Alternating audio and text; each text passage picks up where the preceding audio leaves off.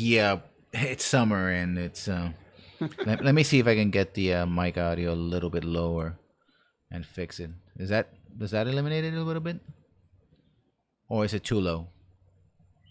No, there we go. I can still hear it a little, but not as much. Okay, I just don't wanna. Okay, let me just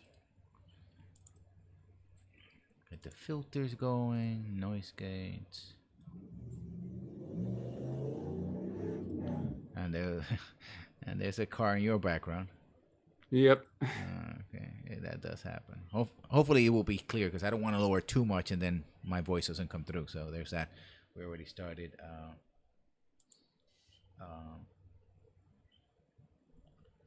streaming. I'd like to start a little bit early. Oh man, they changed. They I updated Twitch on my tablet, which I use as a second screen, and now I can't find my own channel. Oh boy. I mean, I'm on my channel, but okay. Let me see if I can get the feed. Ah, there it is. There's a live feed. Yeah, I still have trouble using I've only streamed on YouTube before, and I have trouble like getting my phone to stay on and just keep on the live chat. Mm-hmm. I wish they kind of make an app for that separately, but it is what it is. Okay, I'm just readjusting so that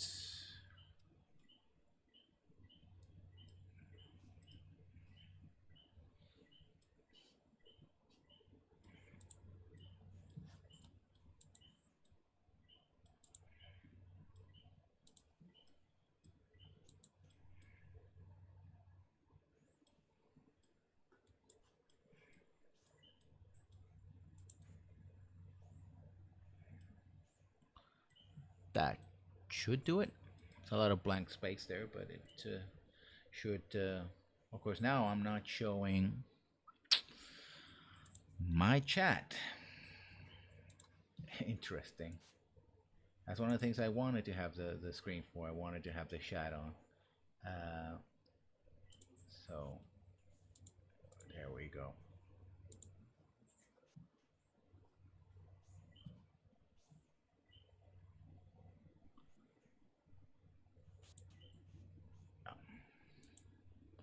Well, we're about to begin. If you are joining us, welcome to the Lessons Learned podcast.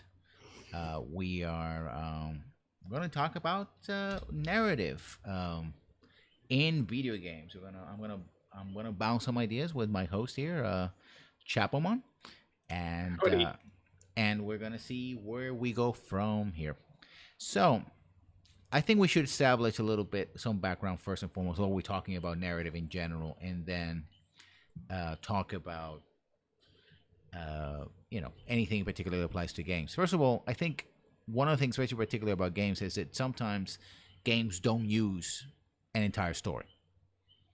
Like No. you can have a good game that doesn't have any story whatsoever, or a bit of story.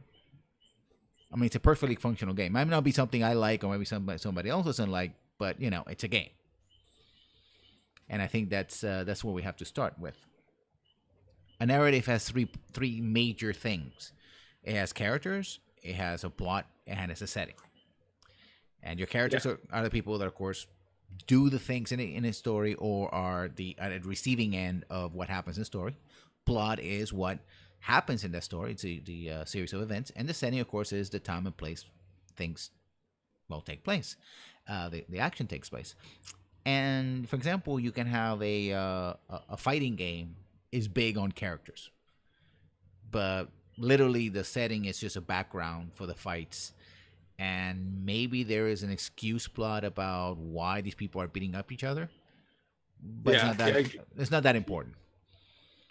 I've been playing hundreds of hours again on Skyrim because on PC you can mod the hell out of the game, and it's big on setting. Like it being in Skyrim, being on that space and that sandbox is very important.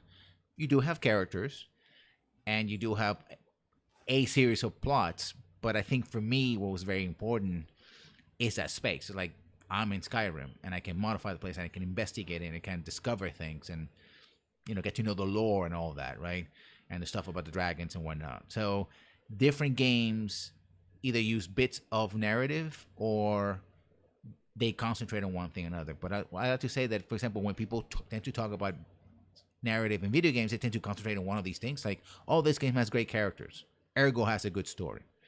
Or this game has a lot of lore that I like, ergo has a good story. It's like, well, in order to have a good story, you got to have all three, and it comes from the interaction of those three elements. Yeah, I think we can all agree Destiny kind of failed on one of those. It had a bunch of lore, wasn't integrated in the game at all, and essentially people were kind of disappointed at the end when they thought they were going to get a narrative experience. It just turned out to be a multiplayer shooter game. Yeah. And yet, Destiny is a great example of a very successful game that literally, when you play Destiny, it's like, oh, yeah, well, there's a story. We're going to tell you what the story is later. Right now, you got to go and hack that computer over there or get into that cave and shoot these guys because that's what you're supposed to do right now. And a lot of people were disappointed, but then millions, I think, a high number of users, concurrent, well, people who actually bought the game, they're not concurrent users, was about 25 million. Yeah, see, I think that kind of can speak to a lot of average gamers where story isn't very, or just narrative in general isn't very important. I think of something like Overwatch that has this, at least like the trailers lead you to believe that there's a story to all these characters, and I'm sure there's lore, but it's not in the game at all. It's just like pick your players and run around and shoot each other. Well, Overwatch is an example of the characters are very important. They're colorful. Their backstories, people are like, oh, I know what Tracer's all about and what she uses as phrases and stuff. And now they have like Doomfist, which is a new character introducing. People get into that, and of course, the setting, in a sense, of very colorful on these maps that people are playing in, etc. But But even then, yeah, you don't even have like character development. These characters don't interact. They have personalities. That's mhm, it. yeah, but again, that game doesn't need it. It doesn't run on that, right? It's not about. I mean, people do get into the lore and all that stuff. It's on cutscenes outside of the game, and and trailers. But in the game, it's like, well, you like that. That's your main. That's the enemy. Shoot them before they shoot you, and just go have fun, right? It's just an excuse to have a reason to play the game. Yeah. But we do have a lot of games, and we talk about some games as well that do rely heavily on story. Um, Mass Effect, of course, we talked about that. BioWare games, we talked about. People criticize Skyrim and Fallout for not, they have RPG elements, for not relying too much on story. I mean, I'm an old gamer. I remember when most of the story, there was a story, was literally in the manual, because Yeah, there was no space on the game to have. You could have a lot of pretty graphics and a lot of motion, or you could have a lot of text, but you couldn't have yeah, both. exactly. I think back to something like Mario, that you had to read the manual to know, like, okay, so Mario's a plumber and he's got to go save the princess. Otherwise, you can kind of you can get a gist of the from the characters, just the sprites, but there isn't anything exactly telling you a whole lot, Yeah. like what the Mushroom Kingdom is or what a lot of the enemies are. Mhm. And it's interesting that I did a video a few weeks back when I was in when I was doing sort of an 80s reminiscent video about all about video games, especially arcade games in the 1980s. You can find it on my YouTube channel. It's called I Ran Back to the 80s, and it has basically footage from 1980 to 1989.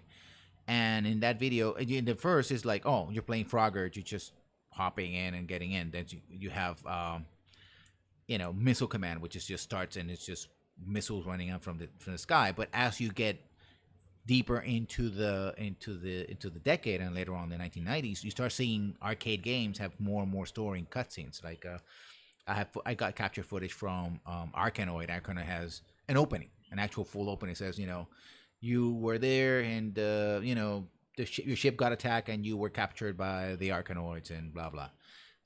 Operation Wolf has actual cutscenes between the levels.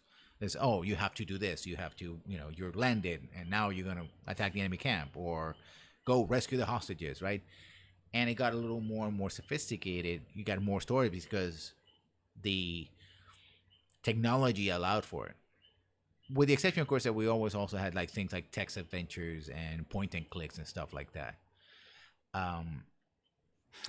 Are we in a point where you can fully integrate these things and there's no limit to story in video games? I don't think we're quite there yet, especially since we're still playing around with like the technology of our VR. Mm-hmm. I was just hearing about a story today on NPR about how VR might lead us to have give us new experiences with narrative from the perspective of a blind person. I think it's a narrative. I don't remember what the title of the book was, but it's essentially a journal of someone who's had to come to terms with his own blindness and just his perspective of what he hears and how he essentially sees the world. Mm-hmm. And I think that's probably going to be the next level. But then, of course, who knows where later technologies will take us? Maybe a lot of games like, say, Remember Me kind of toy with the ideas of injecting memories from other people into your own mind. You imagine like you not only play a game, but maybe even sort of experience a story as if it was your own. Like you actually did the thing. And that, I think, brings a very interesting point because I'm in the minority here, certainly minority, where I think if you're going for the pure narrative experience, you're crossing a boundary where you're no longer in a video game.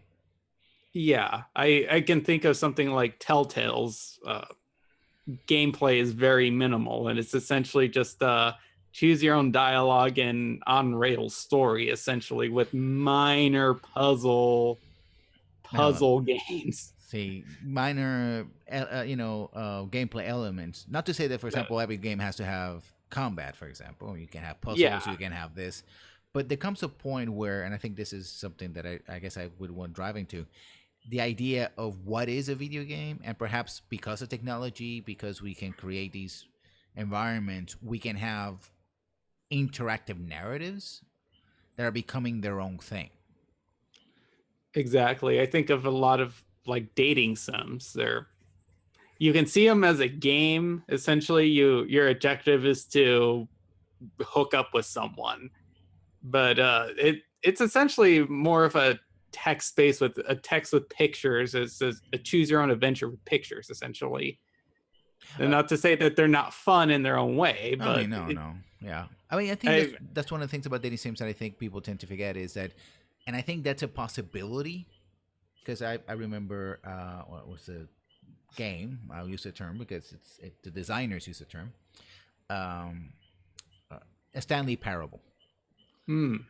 I found the experience, and I played the demo first. I experienced the demo first, and I think anybody who wants to do the Stanley Parable should do the demo first because it gets you in the right headspace. Because it's a deconstruction of what games are supposed to be, especially modern games. They're supposed to give you this grand emotions and feelings and immersion, right? And but when you experience the Stanley Parable, I didn't experience a game, at least in a traditional sense. Why I loved it, I was like, wow, I want to keep going back and seeing all the possibilities. Is that I think interactive narratives, and I think they're getting held back by being games, right? Or the current thinking of games, I should say. Maybe we should evolve on that. I have my position, but we'll probably get that in a little later. Um, that it's about the meta, right? It's about this the thing that a lot of writers have tried to do, a lot of movie makers have tried to do, create sort of this meta space where you can explore different possibilities of story, right? You go like, okay, what happens if the character dies at this moment? What happens if the character opens his door? What happens if another character dies? But the story continues. And so it's almost like taking a story and then taking all the drafts from different stories and taking fan fiction and throwing it in. It's like all the possibilities and experiencing them. But for that, you're not playing it. You're an audience member who has Yeah. interactive mechanics that allow you to go, okay, I want to open the door so I can see what happens there, etc. Like a David Cage game. Yeah, I I think mean, of something like Heavy Rain. yeah, I think one of the reasons why David Monsieur Cage, aside from the fact that he seems to have a bit of an ego problem, projecting himself to be bigger than life, and some people don't like that, which is understandable. But I think Monsieur Cage has a point. He's not really making games, and so when you go at it, it's like I want to analyze this and break it down as a game because that's my experience. Because this is I'm playing it on my console or on my PC, and I got it on Steam. Right down besides walking simulators and stuff like that. Then it must be a game. But if you judge as a game, it's it fails, right? Because it's like, okay, Oh yeah. what am I doing here? I mean, I think, and this is where I go into my personal pet theory about video games, and feel free to debunk it and shoot it to pieces. That's one of the reasons why I'm not just talking to myself here. It's that the central theory of video games is the illusion of control. Yeah, that's a big issue, especially even games that offer you choices. It doesn't matter what you choose. A lot of times they're just going to railroad you ahead because uh, developers only have so much resources, or might not even think the way you do, so they won't be able to plan out all the possible outcomes of something. And essentially they have a set story in their head, and they always control the outcomes, or the various number of outcomes. Well, okay, I guess I need to step back a little bit and going back to something we were discussing before the show started, and that is, what's the role of narrative? And I think, for example, a game that I would consider to be a pure game, very popular game, is Minecraft. Oh yeah. It's very much you're there. This is sandbox, a pure sandbox. You're getting tools, and you can do whatever you want. There's no story except the story of you participating or doing whatever it is you and your friends, if you have friends, or by yourself, in your particular world. And I think a lot of people, including myself at times, found it a bit bewildering because it didn't have any structure. And I think that's one of the things that video games narratives provide to video games, right? Provide structure. And when I said the illusion of control, is that a video game will provide you with the feeling that your actions, not necessarily your choices, it has control doesn't necessarily mean choices, it's your actions. I would narrow that to actions or expand it to actions. Like if I make that jump, then I succeeded and the story moved forward, right? It's dependent on me as a player, my skill, my devotion, my want and need to fulfill these tasks, and getting a feedback, right? It's not just random dude in the street. It's you, John Cleaver, the hero who faced the pirates, right? Sure, it's very linear. I mean, you have to just board a ship, but if you don't succeed, then it doesn't happen. It's the difference between reading or watching someone else do it and you doing it. So that's what I mean. See what you're saying. So that's why I'm saying illusion control. It could be very linear, and it's a spectrum, right? You have your Minecrafts on one hand, and then you can have like on rail shooter on the other. Like literally, you don't get you can only look around. You cannot even go back or anything. They're both games. Player agency, that is how much you can do in that game, can be very big. I mean, almost absolute to the point that it almost doesn't stop being a game because Minecraft is in many ways it's about modding the game and sort of making a game within a game. It's much as a game making tool as it is a game unto itself. So it almost stops being a game in that sense. And then you have, your dating sims, your point and clicks and stuff like that. But they're so linear, they're so very specific. They're like, if the question comes up, what am I doing here? I mean, am I necessary as a player? That's when you have the crossover. And Chad, I apologize, I use my hands a lot for talking. Um, to not being a game, right? The illusion of control versus the illusion of participation. If I'm just a guest here, exploring the narrative, seeing what happens, but it's not really about me or my actions or what I want and what I need out of the game, and vice versa, feeling that my actions matter there, just opening doors so I can see what happens there, I would say it's interactive narrative. If it's something else, a game will require me to, at some point, be like, hey, listen, it's about you.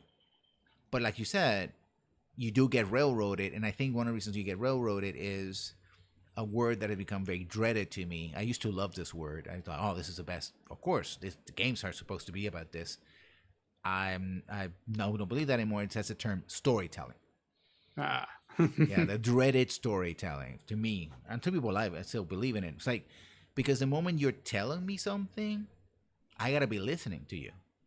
The best thing is like I'm gonna have to put the controller down, whether it's a phone or I have a controller over here. It's like I gotta put the mouse down, etc. I gotta go, yeah, because you want me to stop so I can listen or read or watch your cinematic, etc. It's one like our I think one of the games that's notorious for that was Quantum Break, where it would have essentially like this TV show in the middle of your gameplay.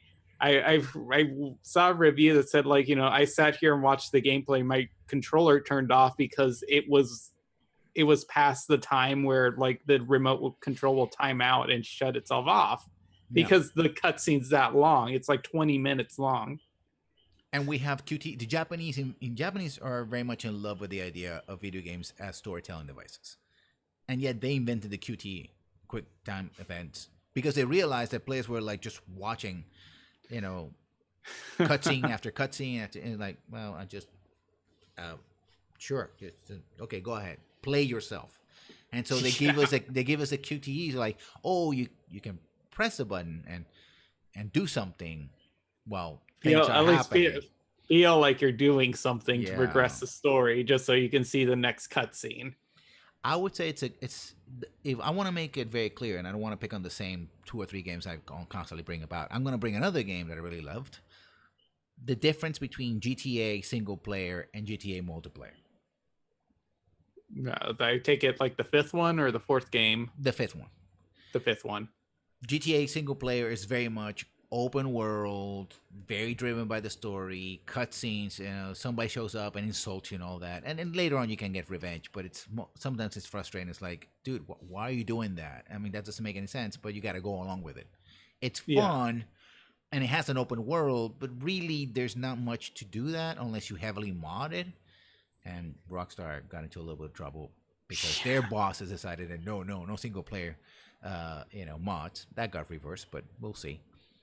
But then you go to GTA Online, and it's all about making your own fun with your friends or by yourself. Of course, the best way to make fun is by spending a lot of money to buy all the toys that Rockstar sells you. But what are the toys there for? The guns, the cars, the yachts, the helicopters. Why? So you can go around and just have mayhem and do all these crazy things, right? Do the missions and mess around with your friends and have races and create your own games within a game. Again, that sort of aspect. That becomes more of a sandbox, which was really a term that Rockstar really invented when it came with GTA.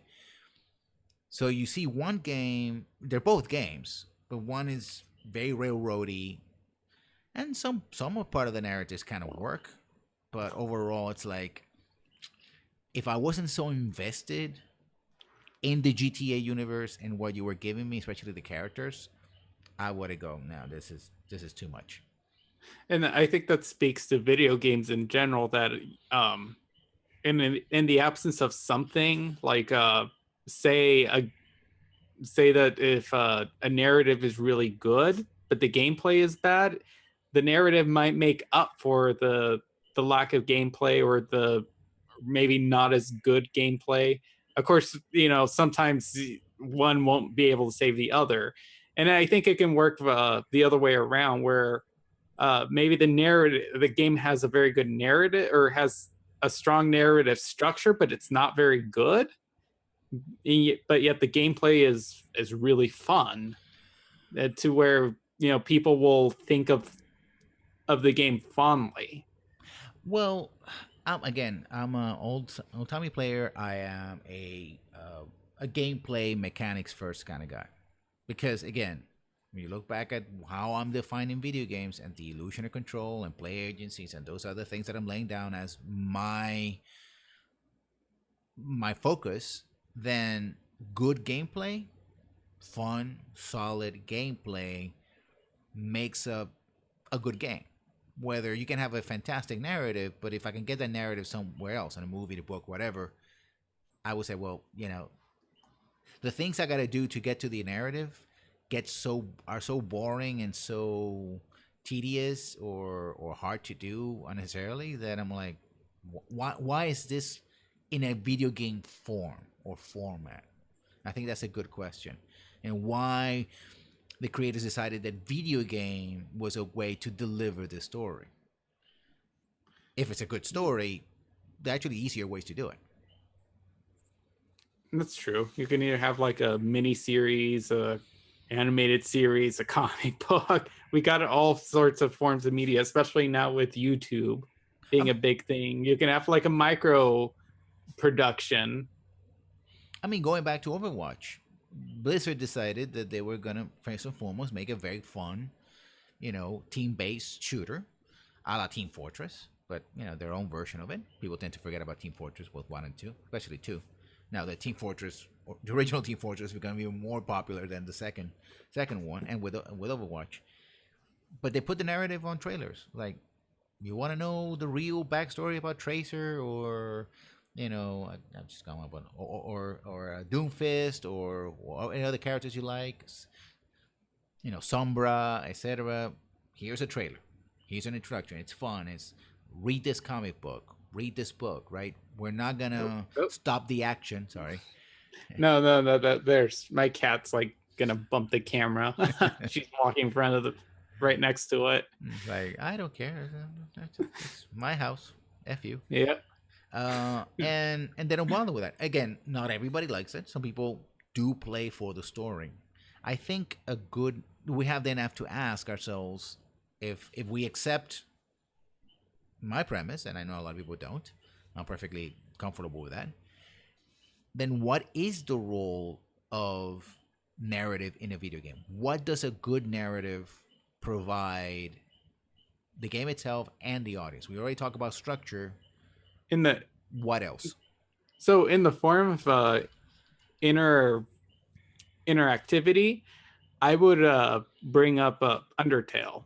Mm-hmm. Like, Undertale, I think, is a good example of marrying the concepts of a narrative and a game together, because essentially the game recognizes your actions, and it will not only just recognize what you did, but if you try to kind of try to use the in-game mechanics to maybe change something, it will recognize that. Like, if I didn't want to do that, I'm just going to reload my save. I know that you did that. I think it makes you question your choice, maybe even yourself as a person.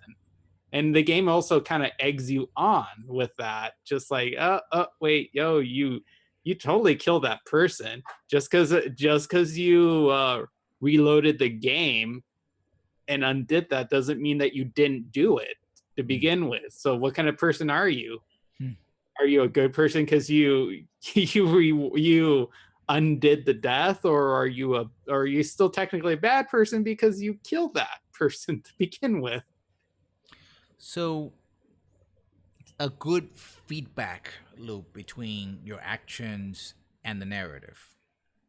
It's a Yes. good way. And here the narrative stands up for the game itself. Like the game knows, right? The product in a way has a personality imparted by the designer in the form of a narrative saying, I am also here and you did this in me or with me, and I'm gonna acknowledge that you did that. Bring is Exactly. again very meta in a way that's like, yeah, I'm aware this is a game, I'm aware what's going on, and I'm gonna tell you that's going on, right? That brings into whether there's a fourth wall or not. I'm not really gonna get into that one in this Yeah. episode. That's a And different then thing. But and it, then I yeah, it's think a and then I think of something like Life is Strange. Life is Strange, like at the very in their last episode, there's this nightmare sequence. spoilers for anybody Spoilers who for has anybody yeah, has there'll be this nightmare sequence, or is it? It is bizarre, but then it tries to become very meta in the fact that Max will talk to a duplicate of herself, like possibly from a different reality, who's really angry at her and saying like, you abused your powers and used it to get everyone to like you and stuff, which would have been interesting if one Sam was like, or Max was a very important person to begin with and had these powers before, like she had to learn a lesson about like great power comes with great responsibility, but she wasn't to begin with. mm-hmm. And then I tried going through and playing the game and try to use her powers as without having to use her powers unless the game made me do it. Like I had to, in order to progress the plot, I had to use my powers.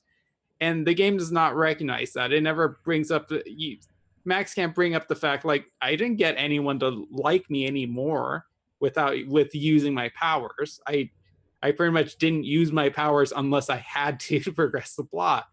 So I don't understand why that was brought up, because it does try to bring up like, hey, you're using your powers to manipulate people into liking you. What kind of person are you? But there isn't an option to not do that.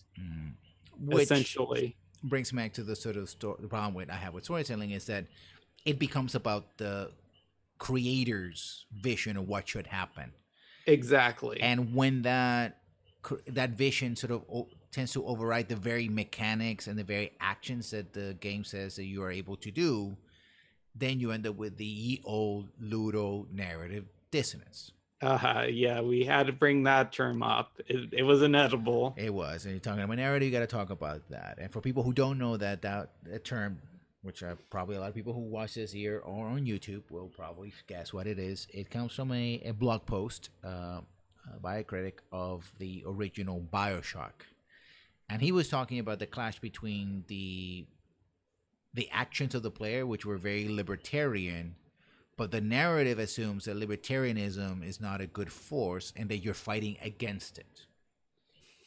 Right? You can do things that essentially are I'm just out for myself and I'm going to do whatever I want, but the game constantly like, no, no, no, that's a bad thing. And if you do this, then these are repercussions and all that. It's like, but I can die and buy all this bunch of ammunition and gun these people down Killing's bad, but you have to kill these people to get through the game. and I can throw bees at people, bees, and then send them on fire while they're being attacked by bees.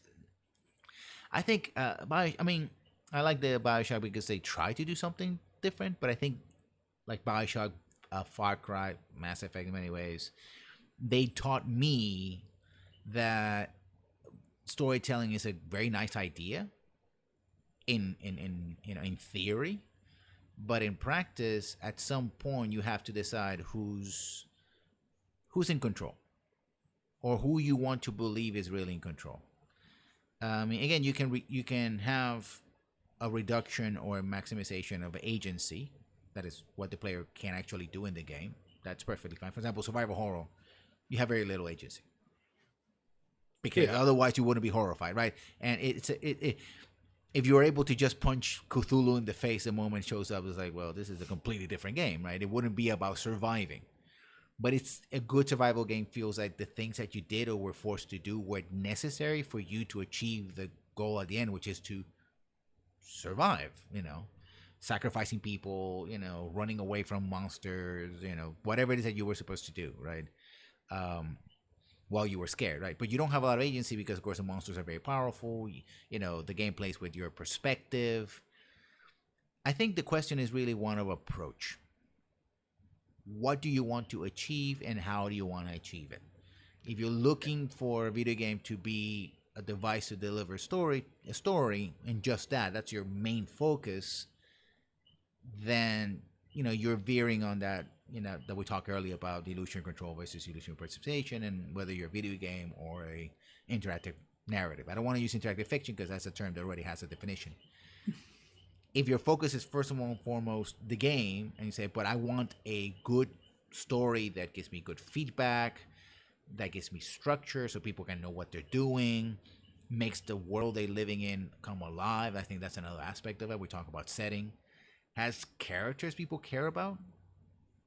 Because shooting people in the face, for example, is just like, oh, that can be fun. But if I actually care about who or why am I shooting these people in the face, because I want to save that one character that I really like, that's another reason why good narratives, a narrative can be important. Game actually people to care, other than just you're not eating pellets or jumping platforms, right? Yeah. Oh no, those people are bad. Go shoot them because they're bad people. Yeah.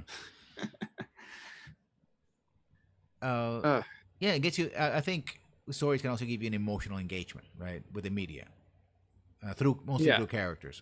I'm not opposed to having a plot twist, right? But if it's a kind of plot twist from Far Cry 3, for example, where it's like, yeah, the real villain is not the real villain, and you're gonna kill everybody with a knife because we think that's cool, and I'm like, but I have a rocket launcher.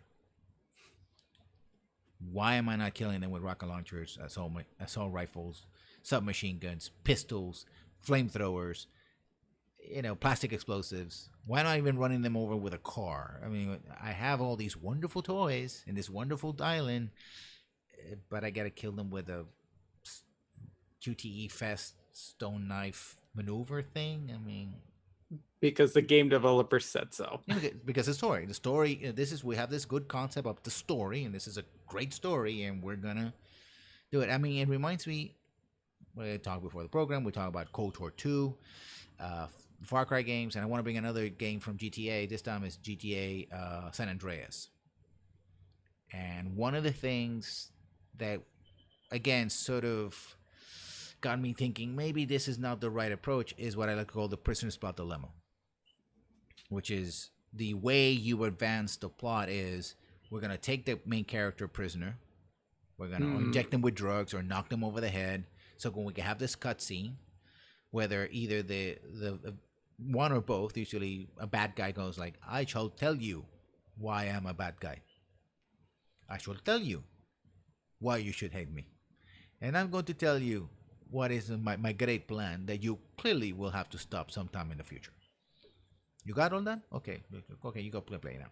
Or transport the player where they need to go. Like in KOTOR 2, you literally get shot down every time you go to a new place. Like your ship just blown out of the sky. It's like, okay, once I get it, twice maybe, but every single time.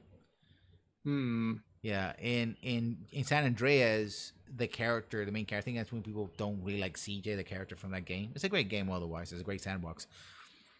Gets into ridiculous situations. There's one situation where there's this car in the middle of a parking lot of a gas station. There's no other cars. And he approaches the car from behind. You would think that the first thing you would do, being someone who's a criminal, is like look inside the backseat of the car window, so like see if anybody's on the back seat.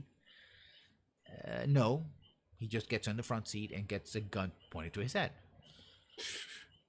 because that's what the story demands, right? And it's like this doesn't make a lot of sense, right? Mind you, again, the developers knew that, and I think they were using it as a setup. So when you finally get to kill all the bad guys and by the way, all the way you kill the bad guys is always in a chase sequence. In a jet ski or in a car or something. Fun, but very linear as well. So like when that happens, you're really invested in killing this bastard, right? It's like they use the characters and your hate of the situation to get you to do that, and go like, screw this, I don't want to deal with that. But it kind of feels a little manipulative to me. Yep. Uh, Funny you should mention that because you mentioned that you liked Fallout 3's story better than New Vegas, which is a very controversial thing to say, apparently.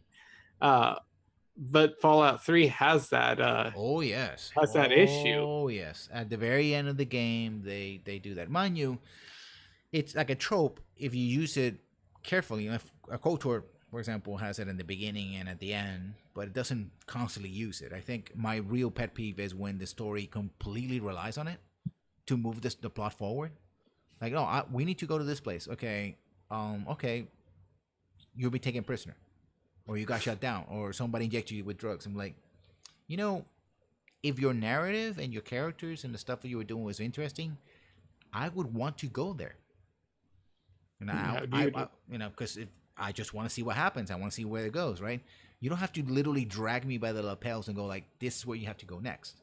But yes, one of the things, one of the big criticisms of Fallout 3, sorry, narrative is that sort of the end, it just gets a bit on rail. So the point that literally you can have a friend of yours who is invulnerable to radioactivity and go like, no, no, no, you should go into the deadly radiated chamber to do the thing. I'm like, when I played it, I was playing like a very heroic. I was like, of course I'm gonna go. But when people pointed out to me, it was like, you know, you're absolutely right.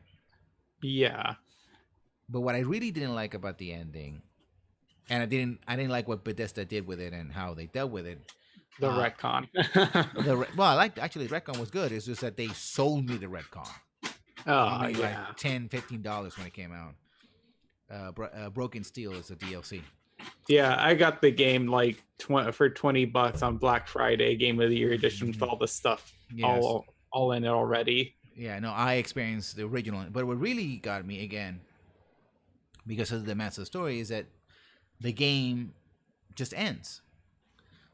And anybody who has played Fallout and Fallout 2 or other Bethesda games knows that when the main story ends, you just can keep on playing. You can go to other places that you didn't go, or you can revisit them and see what happened afterwards, or try to explore other areas.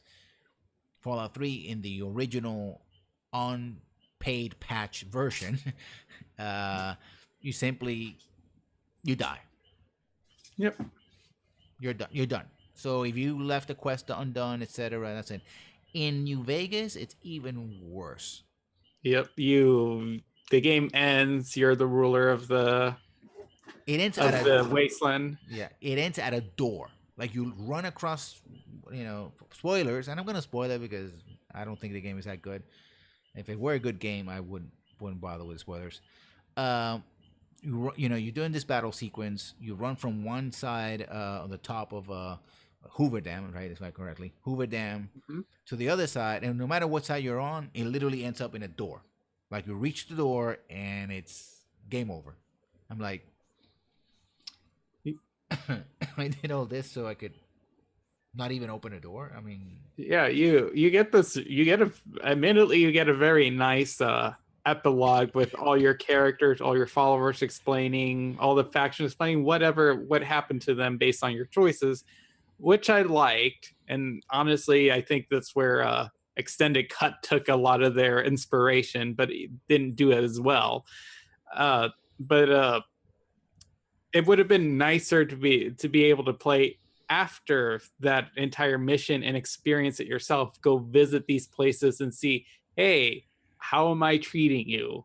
How did my choices impact you? Straight from the people actually see it instead of being told. Yeah, another thing is, again, why I'm a sort of mechanics first kind of guy is that you could, if you choose to, in New Vegas, become the ruler of New Vegas. But there are no mechanics that goes with it. Nope. So you're the ruler of what exactly? I mean, do I get to order people around, move armies? I don't know. I mean, it's like you tell me I'm in charge. I won this prize, but there's nothing to do with it. In fact, if I play the DLC, it's like, oh, just go somewhere else and do something. It's like, but I rule what's extremely important post-apocalyptic piece of real estate. I don't need to go into a casino and try to get some money. I don't need to go to this weird old-timey I don't have to find that guy who got burned to a crisp. I I rule New Vegas. Literally, I rule the thing that the game is named after. Yeah. Where's my stipend? It's like, Yeah, wow. you don't get to go to the casinos and go demand your stipend or your taxes. I mean, I think the best you get is you can tell the. I don't even. I think you can get the NCR to f off, and that's it. But like they're gonna just do it. There's a lot of problems I had, and that's the thing. You mentioned the factions and the companions. We're gonna now get into the idea of what constitutes a good narrative, because one of the things I love in the many games we mentioned before, the Dragon Age, just the KOTORs, the at least the first KOTOR, the Mass Effects, even the GTA's, even when they became very railroady, is that for the most part, I actually like the characters. I like them, and I was invested in them. But if you don't give me that, then that's one strike against you. Yeah, I think one of the things that you and I are notoriously big disagree on is Dragon Age 2. Mm-hmm. See, and I understand from your perspective the reason why I and someone else who's a big fan of this game is my cousin. Mm-hmm. Both of us agree that the thing that makes the game worth playing is the characters. And if you don't like the characters, this game is garbage. Like the game is garbage to begin with. But that's the only saving grace. But if you don't like the characters, the game's not worth playing at all. It's a terrible Dragon Age game. It's a terrible game in general. The story is structured so horribly. I can understand what they were trying to go for. They just executed badly. Whoever's fault it is, it's a bad game all around. But the thing that saves it is the characters, at least for me. And I think that's something that a lot of players might be more forgiving towards a story or a narrative is the characters. They bring up Life is Strange again. There are so many plot holes, red herrings, things that are brought up and never elaborated on, or just things that go nowhere. And I think people love this game just solely for the characters and their interactions, the development that you see. So in that case, I think the narrative isn't important. It's the characters. That's a great point, and I'm glad that you put it in that way, because we opened the program defining that a narrative needs characters, plot, and setting, and I think when people, because I've seen this a lot in fandom and even some critics as well, it's like, oh, the writing is great in this game. It's like, No. or not just Dragon Age, but any other game that Yeah. that you have problems with, or I may have problems with. I may like it, but still see the problems. Is that they're not making a coherent analysis of the entire narrative. True, some narratives will have stronger points in plot, or may have some generic characters, but they have a stronger plot and may have a great setting. I mean, I'm a lore geek, right? I like to get into the science. Magic A is Magic A. Why the ray guns work the way they do, or why does fireball does the thing that does, and not say as ice spell, something like that. Maybe a ridiculous point to other people, which is perfectly fine. But your narrative has to be, your story has to be a combination of the three, right? If you rely too much on one and the other ones are so weak as to be either broken or even non-existent, you might not even have a story at all, let alone a good one, right? Just because your character got to say a couple of pithy lines, or you found a couple of one-liners that singed, that doesn't mean you have a good story. At the same time, when we were talking about this earlier, you can have a very complex narrative, a lot of subplots, a lot of characters, a lot of stuff that again doesn't add up. Because I think that's, to me, the quasi mathematical way I look at this. At the end of the day, you look at it, you break it down, and you bring it back to all together again and said and ask yourself. I ask myself the question: does this add up? Does the good outshine the bad? And does these elements work well together? And if they don't, then we have a problem, right? I mean, it reminds me making a comparison with other narrative media like TV, soap operas. I can't stand soap operas. I mean, I just because they're so lazy. They're Yeah. deliberately badly written. Well, because I have a lot of times, but again, people love the characters, right? They only has that one character, Cynthia, the virgin, Paolo, the womanizer, Clark, the crook, right? And or any particular storyline, like, oh no, this, she's gonna find out that her baby is not really her baby because it was stolen, and they somehow swapped it in the womb like it was some kind of comic book or something, by a teleporter, and they find that particular aspect so engaging that it sort of overrides everything else. Like you mentioned, it's good characters can override a bad narrative and a bad game. That to me, maybe in the past I would have given it, I would have, but playing over and over again and confronting the same problem over again, I was like, I just you got to give me a little bit more, right? You got to give me a reason to care. I like the characters because they serve as a hook for the players. I like the plot because it gives structure to the game, and I like a setting because it allows me to get immersed. Give me those three things, and you, at least for me, you got yourself a good story. And been a good video game.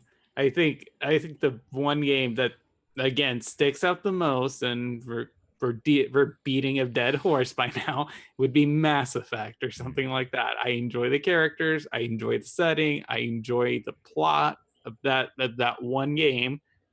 The gameplay may not be perfect, but I still enjoy it. Yeah, I mean, okay, let's talk about the original Mass Effect, who many people think has a stronger story. The real weakness I found in the gameplay, and it is a gameplay weakness, is the padding. It has a lot of Oh yeah. padding. So it has all these side missions, and some planets are interesting lore, but mostly was driving around at like a 100 by 100 uh, Yeah. square. Whoever designed most of the terrain just went crazy with the terrain tool. We're like, Yep. oh, here's a mountain, and A here's mountain which a is valley, and a, here's a a mount a mount crater. drawn by like a first grader with just like Yeah, they went crazy with the just mouse or points. something, or maybe that's the one person who still uses a like a trackball to do all this stuff, and he's like, oh, whoops, just went too far. No, it's okay. Oh, let's go. And even the Mako, I didn't dislike the Mako. Once I figured out that wherever I point the turret, that's where the Mako should go. I was okay. I was fine with it. Having to climb a mountain vertically every single time just to get that one tiny piece of resource that was going to give me like 100 experience points so I could get that one achievement. No, no, it actually ironically is supposed to give it replayability, but it's the opposite because it's like don't I don't want to keep doing this. But if I don't get the levels, I don't playing the story alone, I'm gonna be like level 16, and I'm gonna get beat up at the end of the game, and I'm gonna miss so much little content that I know is gonna show up in the other games because I didn't beat all these characters. Because okay, I'm gonna do it again, but Got to find all those Asari writings so you can get those extra 4 points of so you can have that one. EMS. So you can have that one conversation with that one character in the third game that has been around since the first game. So it's like, oh, we had the full conversation as opposed to just being caught off in the middle or something. And you bring up an interesting point with replayability. Mm-hmm. You see, I think that's maybe one of the reasons why people or developers start putting in choices in their story or branching paths, is to probably increase the replayability. And honestly, I think we're going to start seeing a lot less of that now, Mm-hmm. because this is more of the talking about the state of the gaming industry, is that we don't have as much time anymore. There's so many games out there that I think it's going to be harder to get maybe a fandom going like Mass Effect, because people don't have as much time to devote to replaying a game over and over, especially if a game is like 20 hours long. And in order to see like every single piece of content, you got to replay the game maybe 3 times. That's 60 hours. And of course, we also have the advent of YouTube now, that you can just go look up the alternative dialogues or branching paths. So you're not really missing much nowadays. So Yeah, I don't think there's as much of incentive now for developers or storytellers or writers to put in that branching path in their narratives. yeah. I think it's like anything else in video game industry. So it was a fad, right? They Yeah. found themselves that all of a sudden, oh, we have like DVDs. We have gigabytes worth of space. People want bigger games. They don't want to play for 5 hours. They want to play for 20 hours. And later it was 50 hours and then 100 hours.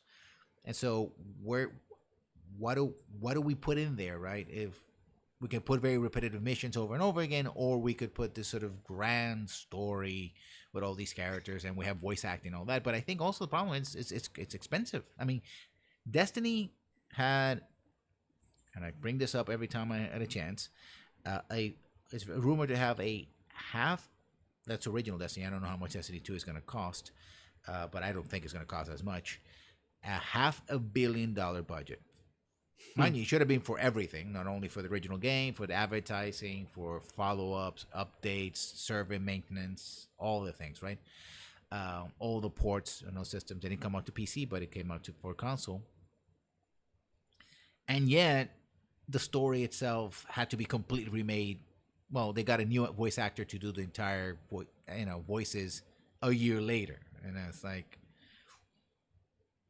that's, you got the money, but this stuff is expensive. Getting a celebrity voice actor to just spew hours upon hours upon hours of lines, it's going to be expensive. Also, we still are suffering from the effects of the voice actors. People tend to forget about this, but in fact, the voice Yeah. actors strike continues.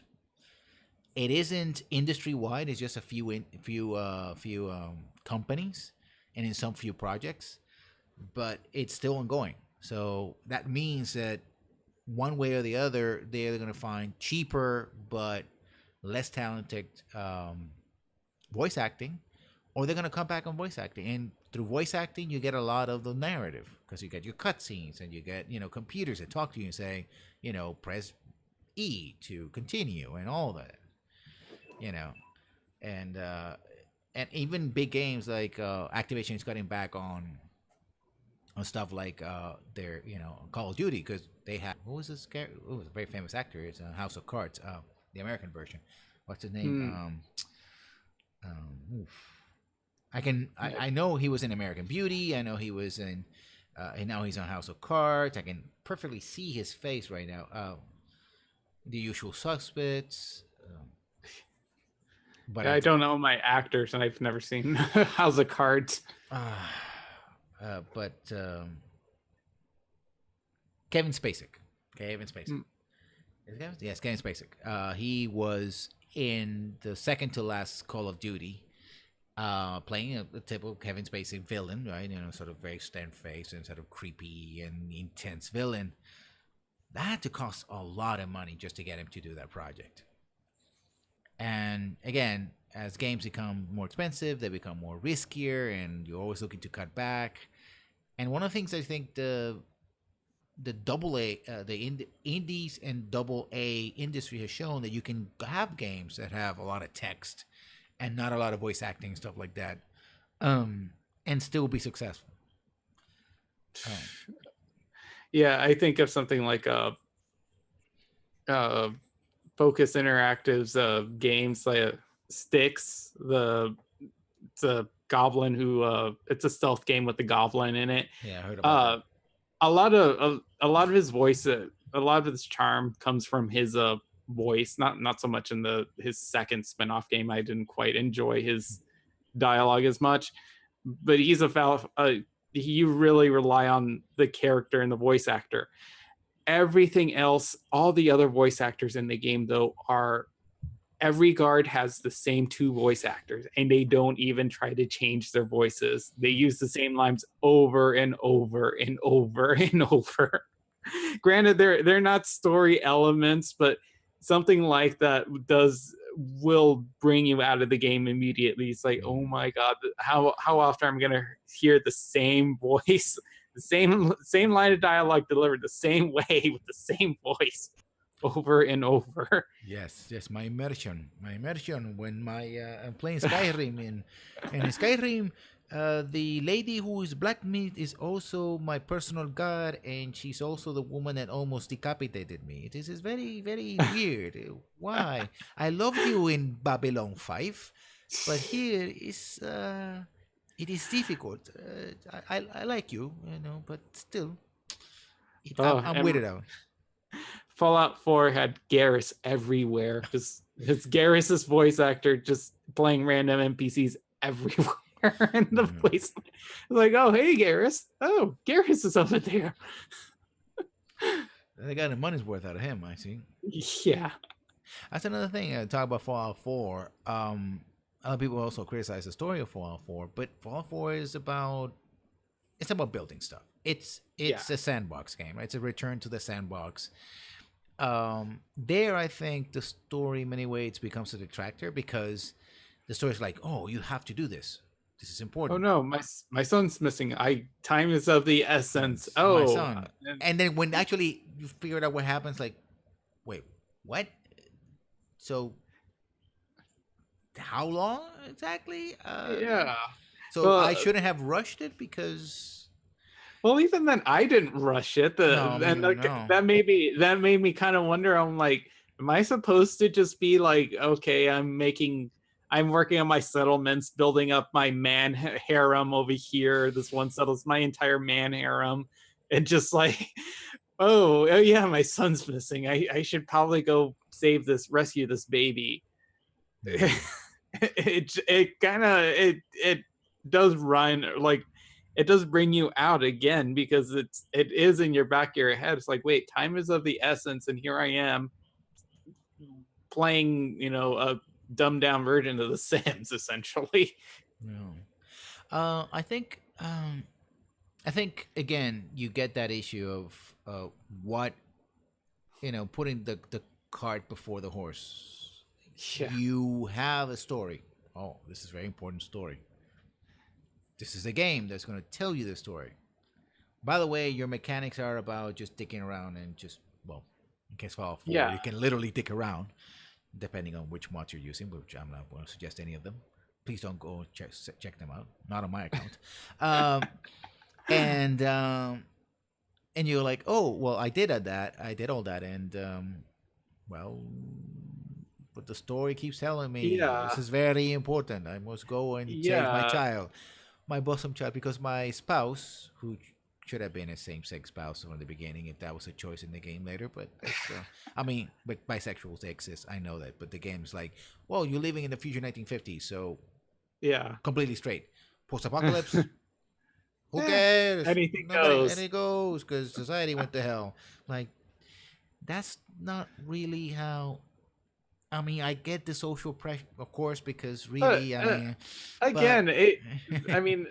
that, it should have been brought up like, oh, well, yeah, sure, I'll go with it. Like, yeah, well, I was married to a woman, but sure, why not? It's not brought up as a character point. But again, I think that's a good example where the narrative kind of gets in the way of there's a total conflict of the gameplay. They should have made it to where you couldn't craft, or at least you shouldn't have been able to pretty much dick around until you had some reassurance that, oh, okay, your kid's missing, but he's safe. It's not as urgent, unless you want it to be urgent, or maybe not make the stakes as high. Or well, I guess the thing is, like, you built a story that doesn't support the gameplay. right? It doesn't go. I mean, the story should have been about sort of rebuilding after the apocalypse. Like There you go. this is a character who remembers how the world was before. There you go. So they have a vision of what could be, right? Well, my broken vision of that because the United States and Fallout universe is messed up to all hell and back. You know, that's another thing that New Vegas sort of forgets. Like, oh, this was the apocalypse thing. Yes, it happened. We move on. It's like, but it's in the name of the game, you son of. Okay, I'm gonna keep playing because I pre-ordered you, but Yeah, but I like your idea. That should have been to where you get out of the vault somehow with your wife and child just fine, and you start rebuilding, and then maybe something happens to them, and then they get kidnapped, and oh no, or there you whatever. I go. mean, it could have even been about generations. I mean, it could have been about the child, right? It could have been, oh, if you're gonna have a situation where, well, I suppose that would have been DLC or Fallout 5 or something, where you're the child of, you know, the last survivor, kind of like what happened in Fallout 2. In Fallout, you're the Vault Dweller. By the way, that's an awesome, like, cool name. I like that, the Vault Dweller. And then you are the chosen one. You are like a descendant of the Vault Dweller. And in Fallout 3, you are the Lone Wanderer. And in New Vegas, you are The courier. the mail. I mean, the courier. You're a mailman. At least they gave the last survivor like a cool name, you know, cool. The delivery boy. Yeah, it's like I'm the delivery boy, but okay. Thank you, Obsidian. Great writing. And but even Fallout 4 is like, oh yeah, man, this you got a cool name because you survive. You remember. That's another thing. I mean, that's the thing that the narrative fails to capture by itself. Like talking about the narrative is like you are someone who remembers what it was like to have been in the past, right? Like, and you literally saw the apocalypse with your own eyes. You're a witness to history in a sense that no one alive in this day, perhaps except for some of the robots, Or the ghouls. or the ghouls, but you know most of them go insane, and the robots nobody cares about them. And because of their programming, they're very limited in how can they express themselves. So you're literally last human on Earth that remembers what it was like, right? Maybe your child and kid didn't make it because there was a flaw in the system, you know, that was preserving them. Like you try to save them, and now you're alone because no, I said wife can be spouse because you can play a female character. They didn't make it, so now you're alone in this new world. And it's like, what do? Do you try to revive the old world? Do you try to make your own one way? Do you try to become a ruler of the new world? Do you say screw it, I'm just going to wander around? Again, if you use that as a narrative framework, I think a lot of people would have said, oh, this actually as a story, if it's barely a story, would have worked better because it fits. It, you know, doesn't have that dissonance we talked about earlier. You know, it actually puts a good framework. And then, of course, the people you meet are the characters that you care about. And there's some interesting characters. I love the dog, by the way. Yeah. Dogs in games are they're just my heart. Oh my God. You know, just puppies. Oh my God. No. They should have had cats too, by the way. There should be more cats in games. Or maybe like a jungle cat or something that's like a dog. Yeah. And, you know, just, and you go from there, and it's about meeting these new people and realizing this is a new world, but there's still elements of the old, and maybe when you meet the different factions, because I think the factions are all about the future of the wasteland, right? The future of this world. Unfortunately, that didn't work out very well. No, again, didn't the work final out. product. And you, as someone who actually knows what the old world was, you actually get to decide, okay, which vision, you know, the militant vision that you have to have a strict control over technology, or the one that says, you know, science above everything else, including, you know, creating sentient life and enslaving them. But you know, it's that. And then the robots are people too. Faction. Well, I mean, I actually like that. We got to something I actually like in Fallout 3. There's a whole quest line about saving one particular, you know, android. Yeah. And you know, and creating a new life, and the fact that the world moved on, and so you have newer technologies that are coming out as well. That's pretty good. But again, the failure to have proper framework. I think that's what we have. So Now that we're coming up to the end of the hour and therefore the end of the show, although we always start a bit early, um, let's sort of do a recap.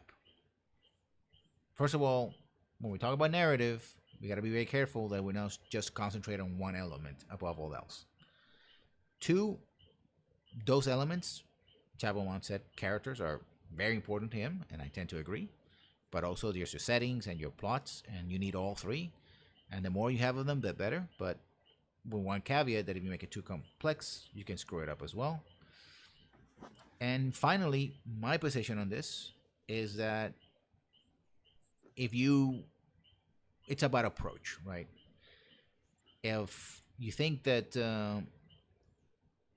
video games or video game techniques are to be used to deliver story, to do storytelling, you're going down the route of interactive narratives, which is fine.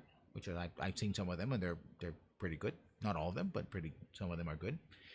I think we should probably going to do a show on that alone, talking about what makes a good interactive narrative. But if you really are a sort of mechanics first kind of person, you're going down the path of the illusion of control, the player agency, and then you have to reconsider what is that your story is bringing to this game. Any final thoughts, Chapo? Yeah, I think we can. I think it's safe to say that Fallout New Vegas is better than Fallout 4.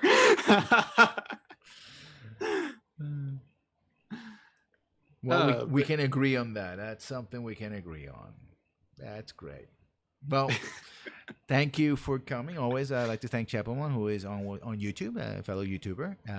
And you can find them under that name. You can find me under Lessons Learned here, Lessons Learned 1 on Twitch, and Lessons Learned on YouTube. This will be on the VODs here as well on the VODs on YouTube channel. Also like to thank Chapelman, who has been doing a great job of promoting my channel. In his channel as well.